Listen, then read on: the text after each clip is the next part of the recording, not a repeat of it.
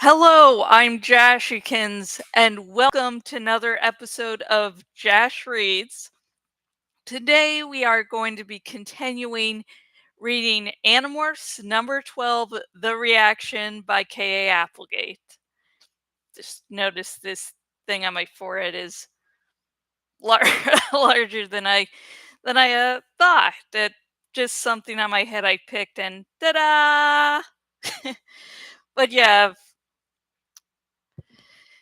since last we met, I've been sick for a week. Like I have no clue. It just started with this bad migraine that made me nauseous, and eventually the migraine stopped being as bad. But I have a little light, like you you can't see. I just realized it's out of frame. Why bother mentioning it? But I turned that off, just in case, though it's an LED, I believe, so it shouldn't, but just just worried. And then symptoms progressed to my limbs feeling weaker. And then on Thursday night, I woke up with my left foot feeling like it lost sensation. So the following day, long story short, because surprisingly, there's a long story to this. I went to the yard to test for blood sugar, see if anything was going on. Nothing was going wrong. They let me out. Might just be I hurt my ankle just walking around the house. So I'm going to be going to physical therapy tomorrow. So if something's really, really messed up down there and it's not just my imagination, they'll tell me. But yeah, sometimes parts of me just hurt. I'm sort of I'm disabled and at that stage of my life where things just hurt for no explanation, then they get better with no explanation. So, yeah, so this video, just before I forget, this video is being sponsored by Glowing Eyes by Paige Young. So if you're like looking for some last minute gifts for someone who likes fantasy, you should check the book out. Uh, don't worry, late after I get finished with everything else in the video, I will be talking both more about the book and how you could sponsor an upcoming video. Yay!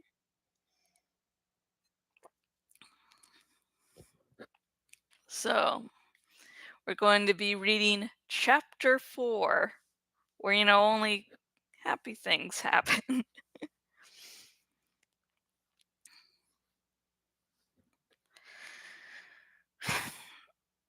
Acquiring. That's what we call it when we absorb the DNA of a creature. I acquired the crocodile, absorbing the animal's DNA into my own system, making it a part of me. And as usually happens during the acquiring, the animal became calm and peaceful. The crocodile's tail stopped lashing. It stopped trying to throw me off, but it turned its head and glared at me with one mean eye. And I knew the peace would not last long. But something else was happening at the same time. For the first time ever, I felt sick to my stomach while acquiring the crocodile. Sick, like I'd swallowed some spoiled milk or something. And at the same time, I felt a swarm of heat prickles all over my skin. But a queasy stomach and nerves were the least of my problems. I rolled off the crock into the alcove beside the boy. There was there was a bloody gash on his forehead. He was unconscious, but starting to stir and moan. In seconds, the quiring calm would wear off and the big crocodile would be back. His front teeth were within a foot of the boy.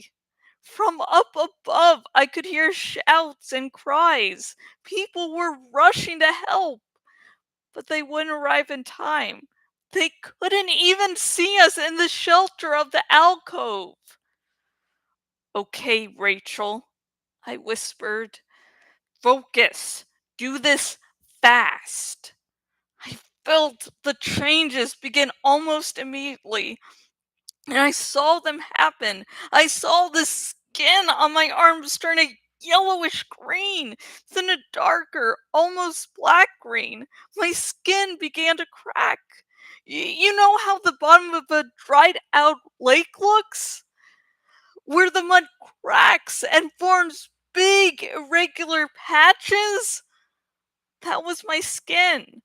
Patterns of cracks raced across my arms and up and down my back. I could feel the skin growing hard and crusty all along my back.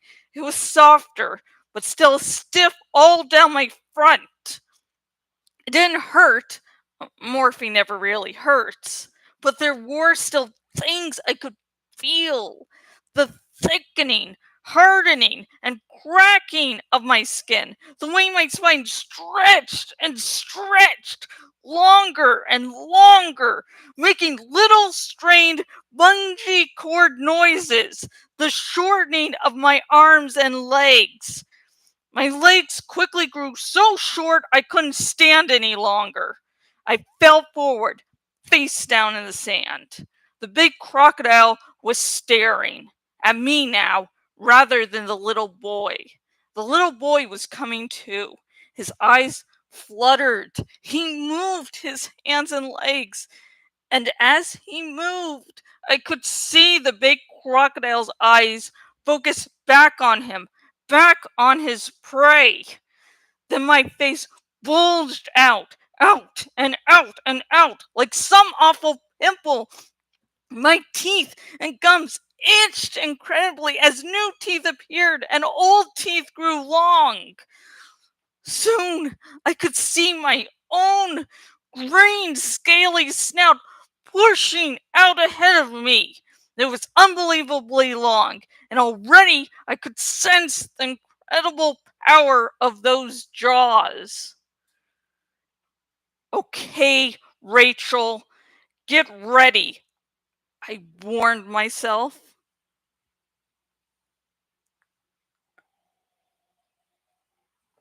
Hi, in Living Shaka. I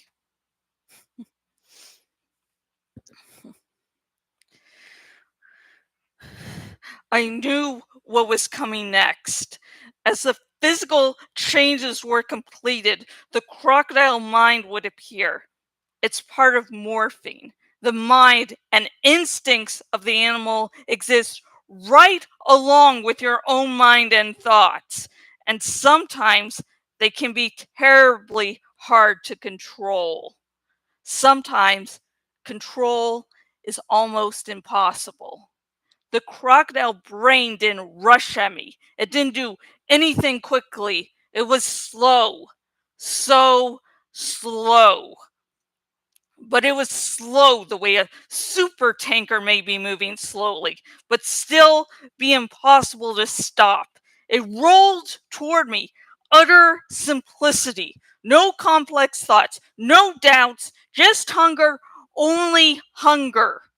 I felt it bubbling up inside my own head like a slow motion volcano. Resist! But the crocodile mind had evolved millions of years before the first monkeys had swung in the trees. The crocodile mind had survived, unchanged, while dinosaurs went down to extinction and the first birds flew. It was old and simple and clear, and it rolled across me, sweeping aside my fragile human thoughts. The crocodile knew two things. There was prey, the little boy, and there was an enemy, the other big crocodile. My eyes looked out of the sides of my head. It was good, clear vision, not much different than my own. I could see almost all around me at once. Just behind me, to my left, something struggled and moaned. I could practically taste the blood in its veins. I could sense its heat.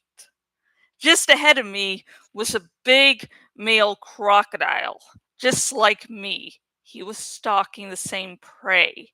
Simple equation: two crocodiles of equal size stalking the same prey. I either had to fight the other croc or lunge for the prey before the enemy could act or back away. I spun left, fast as a snake. I opened my jaws so wide that my own snout hid part of the prey from view. In a second, I would close my jaws on that squirming, moaning little boy, and sudden movement. I was being attacked. The big crocodile rushed at me with amazing speed. I whipped my tail and turned to meet him. The momentum carried me off the sandbar into the water. Water! Now we could really move. The other crocodile dived, trying to get below me to rip open my soft underbelly. I squirmed and rolled. A tail lashed through the murky water. I snapped. Yes, my jaws closed on something and squeezed. Then pain! A sudden, shearing pain in my left hind leg. There was blood in the water. The other croc had my leg. I had his tail. We churned the water to foam, rolling and tightening our jaws. Slowly, slowly, like I was climbing up out of a well, I felt my own mind, the mind of Rachel, start to emerge again. I was too stunned and exhausted by the battle to resist the crocodile's cunning. It had the power of total focus. It had the power of utter simplicity. It killed, it ate, and it didn't care about anything else. We rolled insanely in the shallow water. Two genetically identical crocodiles fighting a battle for dominance, fighting to see whose mighty jaws would close on the human child. I saw flashes of horrified onlookers up above. I saw flashes of the child starting to crawl away. I saw flashes of the other crocodiles slithering toward the water. They hoped to take the child while the two bigger crocs were busy fighting.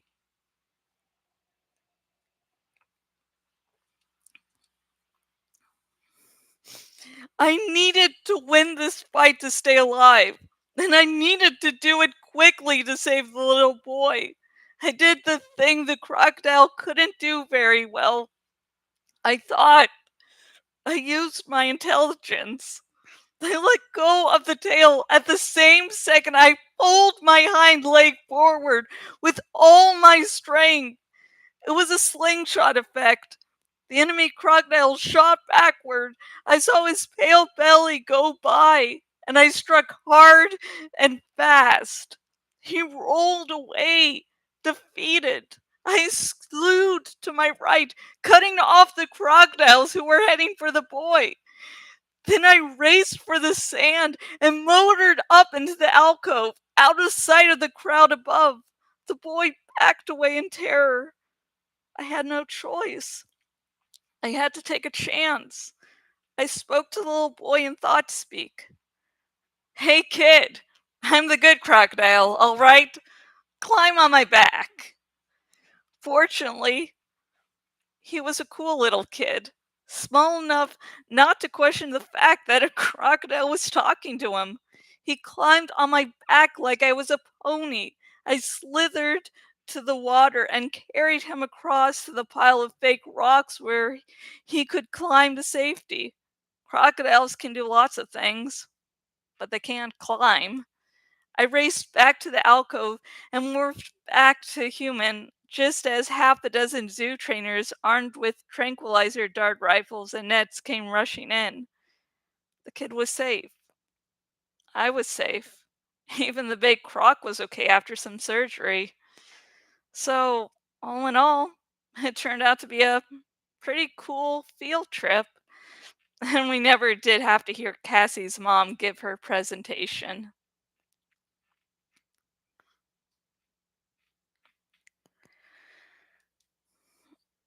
And that's the end of that chapter. And while practicing for this chapter, I noticed I was getting, doing a very sort of angry voice. Sorry, for anyone watching, I'm replying to what something in Living Shaka said. Now Rachel will be famous. Because, yeah, that's what happens. But, anyways, while I was practicing, I noticed I was getting angry, and I noticed I didn't really have any transition between the point where she was, you know, morphing, and then the instincts took over, and I was like, that's actually a little bit genius because while Rachel is a really complex character, which a bunch of the ghostwriters in the future of the series sort of failed to capture, she's she's a little bit angry, and so I think the whole crocodile instincts really were able to take over her because she already had that mindset. She was already like that. So for the crocodile instincts to take over without her really noticing, most likely happened because they were two very similar. So yeah, yeah, I, yeah, I can't go into the whole Rachel becoming famous for a book after this point because no major spoilers, and that does play a big part of the book. And my question for today's video is, let's see. Would you have morphed a crocodile to save the boy, or would you have been like, oh well, let's try to find another way out, just give up? Comment down below. And I know none of us are ever going to be in this situation. So, yeah, just have fun with it. And also comment below with anything else you noticed in this book. Not this book, this chapter. Something I didn't mention. Just remember, no major spoilers. I am hoping against hope people discover Animorphs through these videos. I'm hoping for people to discover or rediscover the joys of Animorphs. And if it's if it's someone's first time reading, there's some pretty cool twists and turns this series takes. So, don't want to, you know, have people miss out on that part. For the better and worse. And if you listen to this video and you're like, hey, I want my very own copy of Animorphs number 12, The Reaction by Kay Applegate. If you're watching on YouTube, Patreon, or my blog, link down below somewhere of where you can get your very own copy. And it's an Amazon Associates link. So besides you supporting the actual creators, you also get to help your favorite YouTuber out. That's me, right? That's me. And I'm going to be reading the whole Animorphs series, so subscribe so you don't miss a thing because this series is so awesome. You do not want to miss out. And before I continue any further, I'm going to talk about today's sponsor, Glowing Eyes by Paige Young. It's this author's first book, so, you know, someone who has the courage to do that, it's not easy. Whenever you're getting started with something, that's honestly when it becomes the most terrifying. So, what is Glowing Eyes about? Discover the history of Stonewall's beloved heroine and her descendants. In the winter of 1500, a baby was found just outside the village of Stonewall, England. With no one to raise her, Elizabeth Stonewall, Queen of the Kingdom of Stonewall, took her in and raised her as her own. She named her Natalie. At the age of 17, Natalie discovered a secret room hidden within the walls of the castle. Inside were vials filled with a turquoise serum and a formula written on a piece of paper. As she looked around the room, she stepped on a vial, cutting her foot. The serum gave her abilities that helped her save the kingdom. She was called a hero, and the people gave her the name Glowing Eyes. Blessed with a daughter of her own, Natalie hoped she and the daughters after her would take the name of Glowing Eyes when they turned 17 and fight for those they loved. Find out what happens from the year 1500 to the present day to Stonewall's beloved hero.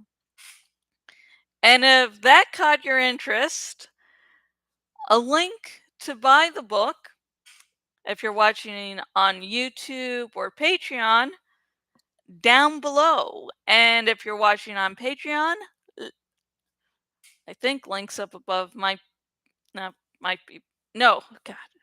I'm getting confused. Links down below for if you're watching on Patreon or YouTube, and link up above if you're watching on my blog. Now if you do want to become a sponsor of an upcoming video, if you're watching on YouTube, or Patreon, link down below. If you're watching out on my blogly blog, link up above. And you just put in an order to my book promotion on Fiverr. Click the extra for me to promote your book, on an upcoming video, and ta-da! You know? So, yeah, so if you're a writer and you have this book you really want out, you know, here's a place you can advertise. Now, the other things links I have to mention, if you want to talk to me outside, YouTube, my Twitter is at Jashikins.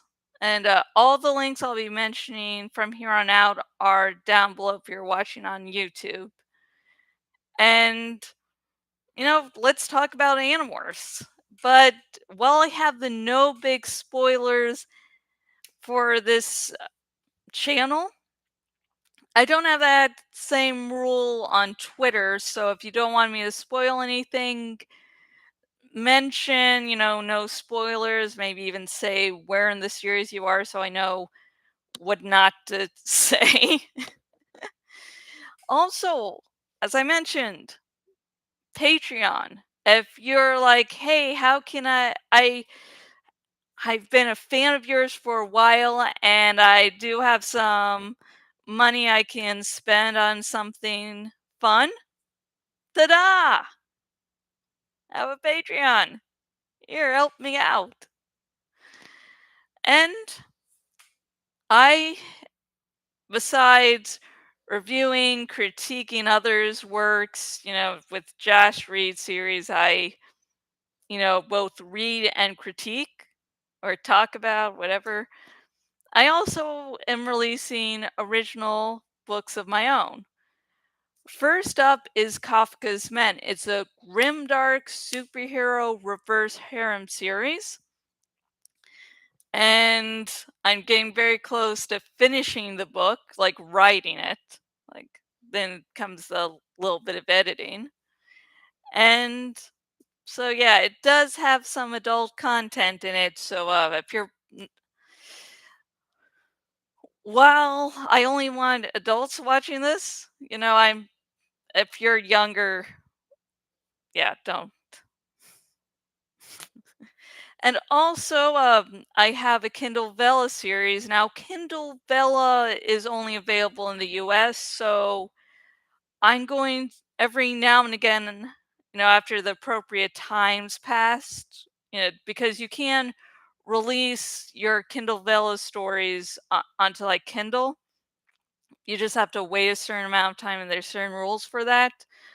But every now and again, I'll be releasing Kindle and paperback versions. So that if you're not if you're outside the U.S., you don't worry, you'll still be able to read it in the future. You just have to wait a little bit longer. But anyways, the series is called Lycan. It's an unofficial Minecraft series. And yes, you can legally publish Minecraft fan fiction. There's just a bunch of rules, such as make it very clear and obvious it's not official. So yeah, I'm making sure everything's clear enough that no one can mistake it for official. And the whole series revolves around the main character of Lycan. Why is she called Lycan? I like the name. Sorry. And her whole thing is trying to rise up through the ranks of this secret organization called the 13 Stars. So, I'm actually one of my Minecraft worlds is, and all the adventures I encounter, I'm turning into a Kindle Vella series. And I've wanted to do that for a while. It's just the format, what it would focus on, and everything was sort of muddled, and until one day I'm like, haha, I figured it out. And I decided on the Kindle Vella format and not Kindle, because one of the previous outlines of what the series could have been, I'm like, oh shit, I only wanted to do like 5,000 words per book. But if it was a short series of maybe 3 or 5 books, but then one of the outlines had like third book number 30, and like, yeah, I think I'm gonna have to look for a different format. Woo. Because even with just 99 cents per book, that's going to really add up. And eventually people would be like, why am I paying an arm and a leg for something with only 5,000 words per book? So yeah, that's how the Kindle Vella came about. And that's it. Thank you, In Living Shaka, for they've left for now, now ever since the promotional stuff. But thank you for actually joining it live. It's always weird when someone watches it live, because I'm like, I get a little nervous. But thank you, and I hope you all have a lovely week. You stay safe. Remember, if you're not feeling that good, focus on your own health before, doing, other things. Unless you have, a 9 to 5 job, then, well, I've never had a 9 to 5 job, so I can't help you there. But if you're not feeling good, don't push yourself. Like, I'm disabled, so I haven't been, 100% health for decade or so, decades, and I'm I'm used with juggling how much I can handle. So, just don't push yourself. It's not going to be worth it. I've pushed myself in the past, and it just takes a heck of a lot longer to start feeling back to normal. So, have a good week, and until next video, whenever that is, goodbye.